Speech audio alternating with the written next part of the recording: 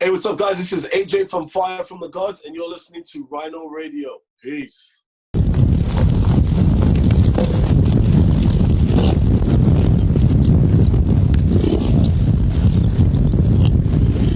So I am super excited today because I finally get to chat to AJ of Fire from the Gods.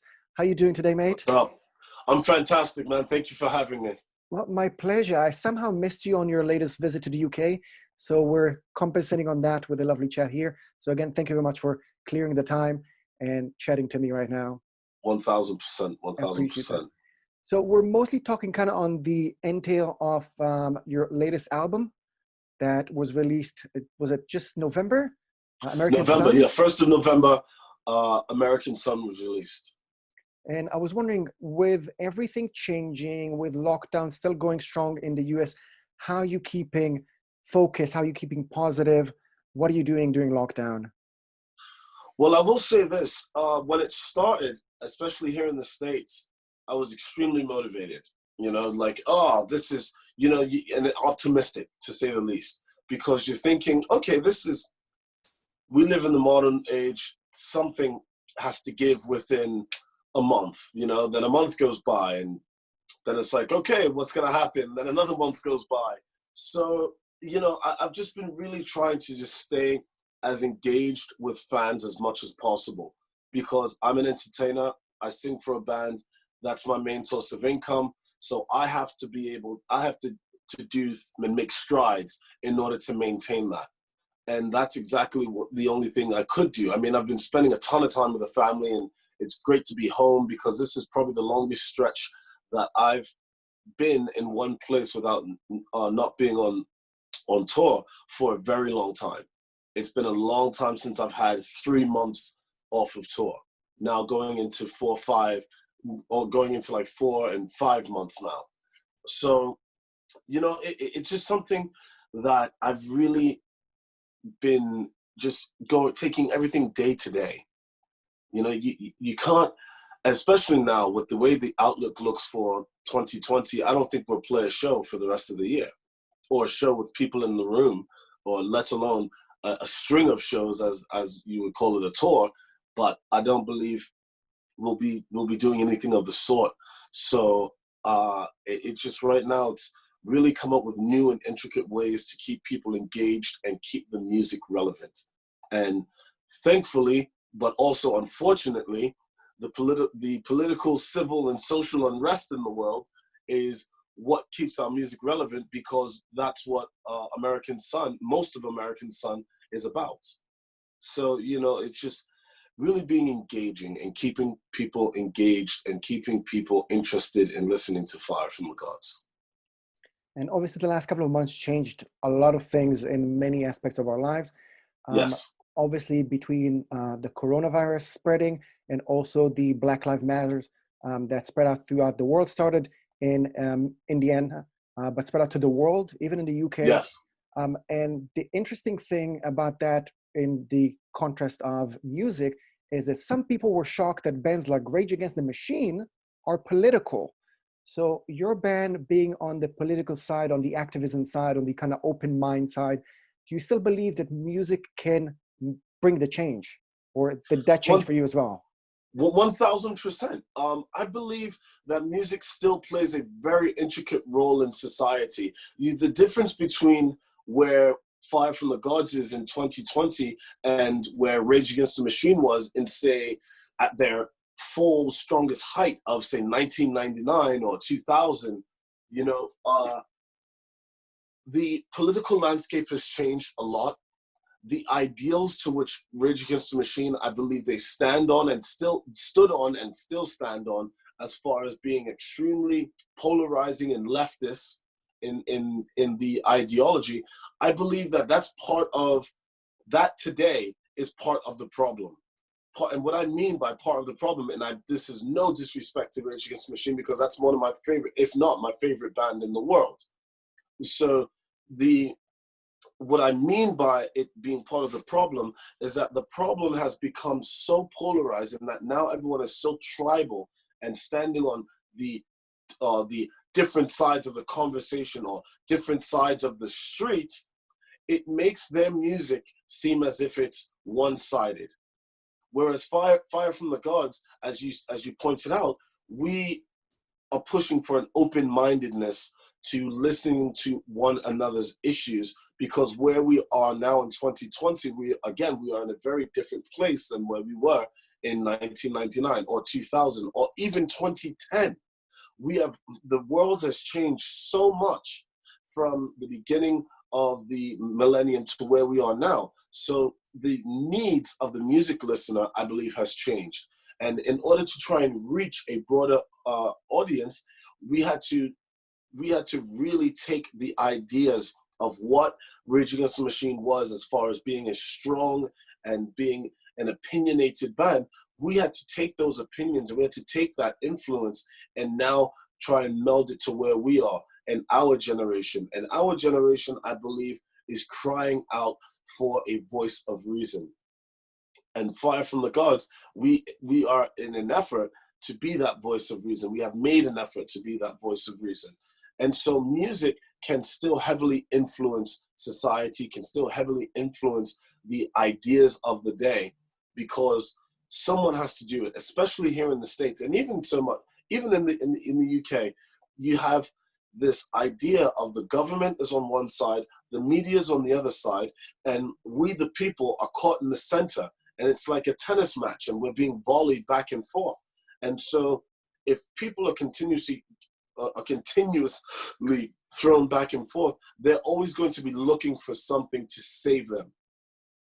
I am not this savior, or I am not some Christ-like entity, but I can create music that can give people an out, give people a way to take their mind off of the volley match, off of the tribalism, off of the left, the right, the black, the white, the idea versus idea, to give people something that they can listen to that's not only nurturing for the mind, but it's nurturing for the soul. And ultimately, hopefully, we can take that and use that to change our world. So I'm definitely in agreement that music can still help and shape and influence the thoughts of the day.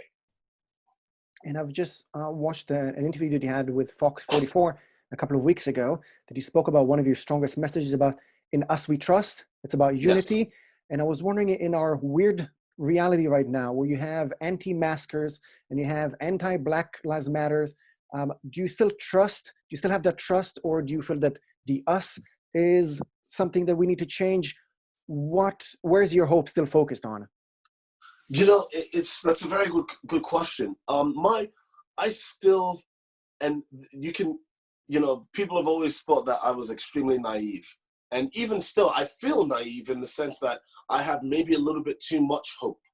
But I still believe, because I know that if inside of me, I was able to change, and I'm able to take who I was 10 years ago and look back and say, I'm a very different person, then I know that there's an ability for someone else to change and to do that.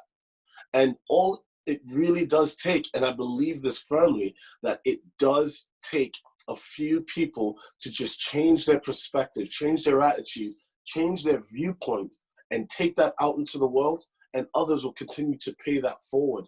And we can be the catalyst for change. I don't believe that there is one philosophy or one ideology that's going to change the world. There's no magic formula. There's no Bible verse. There's no politician that's going to stand up and say, this is how we are supposed to live, and this is how we're going to live going forward. It takes an us to change. And as long as we stand firm on that, and as long as we continue to hopefully make good music and continue to tour, the message will spread. And people are already getting the message. And not even just getting the message. There are people that have thought this for the longest of time and weren't able to focus and filter it into specific thought or filter it into a specific message. And I believe that Fire from the Gods, as we evolve and as the world evolves, we're able to hone that message and to create a voice, and a one voice that does speak to the hearts and minds of people, that says, this is the time that we need to change, and this is how we can change. And on a personal level or on a global level, since the pandemic started, what was the thing that shocked you the most, either in your reaction to society or society's reaction to society, something that you just had to stop for a second and think, how is this possible? The reaction by society. I mean, here in the States, and you know, a lot of people would say that's a loaded question because I'm an American and the situation is so polarized, but that's a great question, fam. Yes, on not even on a personal level, because on a personal level, I've decided to be as open-minded as possible. I want to understand because the situation changes every day, especially here in the States. And the reason why is because it's become politicized. So now you've taken the lives of people. You know, I had 2 people that I've known that passed away from this, that passed away from COVID-19. So I, with my own, and within my own scope of reality, within my own little box, I have people that have been affected, and I have personally been affected. So for someone to say that it's a hoax, or it doesn't exist, or this is some political game, or, you know, it leaves a person like me that's leaving myself susceptible to opinions and susceptible to the thoughts of society. It leaves me to question my reality and to question my fervor and to question my belief system. Because now, you know, there's this idea in the States that the Democrats, which are considered to be this extreme left, which is a lie, then you have the Republicans on one side that say, one says the disease is real and we should take it seriously. The other says, I don't want to wear a mask, you're trampling on my freedoms. This disease is bullshit. Well, that can be okay, and that you can explain that because regionally, most people that vote Democrat or believe in liberal ideals, they don't have to necessarily vote Democrat, but they can believe a certain ideology, live in the inner cities, live in the most heavily populated parts of the United States. So of course they're a lot more affected by what's happening. Then you have the other side who does not live in the more heavily populated places in the United States. They live in towns that are least affected, in places that are least affected by this. So for them, it doesn't kill as many people. It's the flu. This is bullshit. But then you go to a place like New York City and they're stacking bodies. So what's real? Who's real? And how? And even still, where I find the other side a little bit at fault here, how can you see the lives of human beings being lost? You can see the trauma that it's causing people and still deny it. That means that you have no respect for those people's lives. That means that their plight, that the issues that they're going through have no bearing on your life. And therefore, you don't have to respect or even value that person's existence or value their life. So the biggest thing for me to answer the question is I am very shocked at how society has reacted. I'm very shocked at the overall reaction. First, it seemed as if we were in this together. It did seem people had locked down, they quarantined in their homes, but within 2 to 3 weeks, they were already out in the streets protesting, this is bullshit, I need to get back to work. And it wasn't even about getting back to work. I mean, I saw ridiculous things like, I want a haircut, or I want to go out to the nail salon, or I want to take my kids for ice cream. Just ridiculous, superficial, extremely surface necessities, or not even necessities, frivolities for that matter. You know, and then you have a section of the country that's like, my uncle's dead, my grandfather's dead. Here is a box truck. Here's a lorry in New York that's packed up with 700 bodies in there. That to me doesn't sound like a flu. And so we have this idea that, well, you're lying versus you just want to get Donald Trump out of office. It's just ridiculous to me. You can't put a price on a human life, and you cannot politicize humanity. But we somehow have found a way to do it in the States. Well, it looks like it's affecting other countries as well. Not saying 1,000%. It's it spreading. brightens. Yeah, Ignorance is spreading. yeah, not saying that if many are having this problem, it makes it easier. But I'm going to try and make our topic a bit more positive. And Right. I want to confront you with a rumor that I found online. Your fans are scared that with the music changing, the industry changing, shows not happening, they're scared or maybe hopeful that the band is looking into a new niche and you guys are going to start branding a high fiber diet for the elderly under the name of fiber from the gods. Is that true?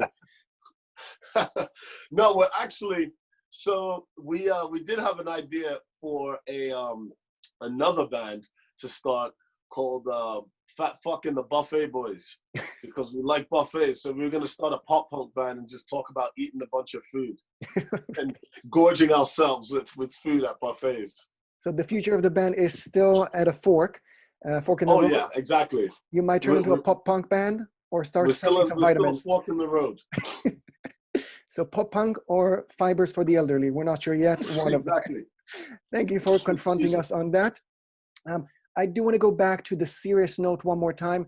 And from your experience, either as a fan or as a musician, can you shine the light on one thing that you think that either us as musicians and as fans need to either do more or stop to make the music scene more welcoming to as many people as possible, again, for fans and musicians? 1000%, man. As a metalhead and as a metal fan, I believe that we can be some of the most close-minded fans in the world.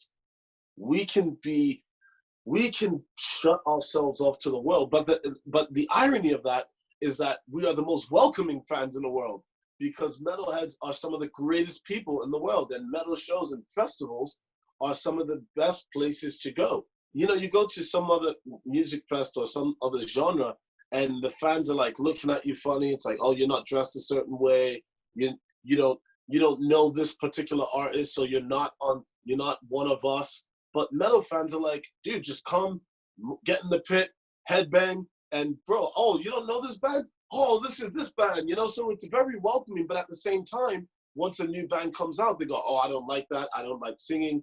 Don't leave hip hop out of my music. You know, if you're not brutal enough, you're not good enough. If it's not heavy enough, if you're not fast enough, you know, and oh, that blast beat is not this, you know. So we can be some of the most temperamental fans in the world. And I think as musicians and as fans, we should be a little bit more supportive of each other. You know, if the music has guitars in it and it's indicative of rock music, if it has heavy drums, if it has a little bit of screaming, aggressive vocals, give it a chance. Don't just shut it off and say, well, I don't like this, or this is bubblegum, or this is for pussies, or this is, you know, some of the more derogatory ways people try to describe music. But I like that Fire from the Gods, we really haven't had that issue. Of course, there are people, detractors, and there are people that are not going to like your music, and that's okay. But we've never run into a situation where people have just been downright like, that band's garbage and rubbish, and I don't want to hear this music anymore. So we've been lucky. But I've seen the way people destroy bands, and sometimes without even giving them a chance. So just give it a chance. Just be a little bit more open-minded. Be a little bit more welcoming, because metal fans and metalheads are great people, and it's a great scene, and it's great music. It's real. It's not fake. It's not from, you know, the mind of 23 different producers or 23 different writers. It comes straight from the heart of a person that's living a life. Thank you very much for sharing that, AJ. Hopefully we'll be more welcoming this year. Yes, mate. Experience more music as well. That doesn't mean we have to see Britney Spears at Grass Pop. That's not what I mean. You know what I mean? That's not what I mean. I can still imagine you just going crazy to Toxic. Oh yeah. That's my jam, bro. Yeah. I want to wrap it up on a personal level. I know that you are relatively recently turned a dad. I think your daughter is 2.5, something like that? Yeah, about 2.5, almost 3 years now. Yeah. So I know that becoming a dad is a really big day to many men around the world, obviously to women as well. But right. I was wondering, I read a little bit about your personal baggage, your family growing up. And in general, I think men might sometimes take being a parent in a different way. I was wondering, how did you take that? How did you adjust before that happened and after that happened? If you don't mind sharing that with us, please. 1000%. So, you know, growing up as very as lovely as my childhood seems, because of, you know, I had this very multicultural background, and I was able to travel and see so much. It was a very rough time for me because my parents were not together. So I was split up between two different and multiple different, you know, ideas and different homes. And, you know, there was a lot of fracture in my life. And I guess that comes with what I went through. So the first thing I said to myself was that I wasn't going to do that to my child. And what I meant, not allowing her to see the world and all those things, but I wasn't going to put the amount of pressure that was put on me as a child. I'm not going to do that to her. I want her to be her own person. I want her to be able to explore the world on her own terms and learn the world on her own terms. And from day one to now, you know, I've grown so much, and she's helped me grow, and she's grown, and she's becoming a fantastic child. So, you know, I approached it not differently, because I know a lot of dads, people see their child and, oh my God, immediately they click and they turn into super dad. I just said, there's another human being coming into this world, and I'm responsible for her development to a certain degree. So I'm going to try and be the best possible person I can be. Not the best possible dad I can be, but the best just possible person I can be in her life to help her develop so that she doesn't come out fucked up like me. You know? AJ, thank you very much for sharing that. I really appreciate Yes, that. mate. So we said that American Son is already out now. Unfortunately, we cannot talk about tours or shows. Everything is up in the air. Yeah. Is there anything else you want to say to fans and listeners before we say goodbye? 1000%, man. Thank you again for having me. Continue to push the music, continue to listen to the music, because it speaks to the heart. And one last thing I'll leave you with, the same thing I say after every show, is love yourself before you love anything else. Peace. AJ, Fire from the Gods, thank you very much for your time. It's been a pleasure. Peace out, Bio. Thank you very much, man.